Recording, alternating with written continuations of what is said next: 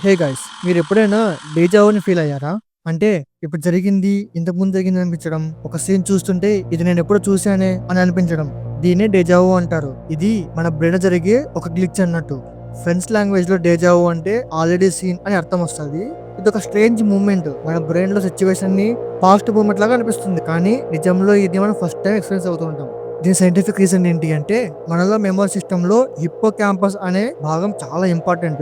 ఇది short term మెమరీని long term memory convert చేస్తుంది. కానీ కొన్నిసార్లు విజువల్ ఇన్ఫర్మేషన్ షార్ట్ సర్క్యూట్ అవ్వడం వల్ల మనం ఇప్పుడు చూసిన సీన్ ని బ్రెయిన్ ఆల్రెడీ మెమరీలో ఉంది అని అనుకుంటుంది. ఇది మోస్ట్లీ మనం టైర్డ్ గా ఉన్నప్పుడు లేక స్ట్రెస్ లో ఉన్నప్పుడు మన బ్రెయిన్ సిగ్నల్స్ మిస్ మ్యాచ్ అవ్వడం వల్ల ఇలా ఇలిసన్స్ వస్తూ ఉంటాయి అన్నమాట. ఇది ఒక టెంపరీ మెమరీ ఓవర్లాప్ అన్నట్టు. సింపుల్ గా చెప్పాలంటే బ్రెయిన్ లోని సిగ్నల్స్ టైమింగ్ మిస్ మ్యాచ్ వల్ల మనకి పాస్ట్ ఫీలింగ్ వస్తుంటుంది. కానీ మిస్టరీ ఎందుకు అంటే, ఎవరికి పర్ఫెక్ట్ గా ఎక్స్ప్లెయిన్ చేయలేకపోయారు ఇప్పటివరకు కూడా. ఇలా మీరు ఎప్పుడైనా డేజావుని ఫీల్ అయ్యారా? కామెంట్ లో రాయండి. Thanks for watching.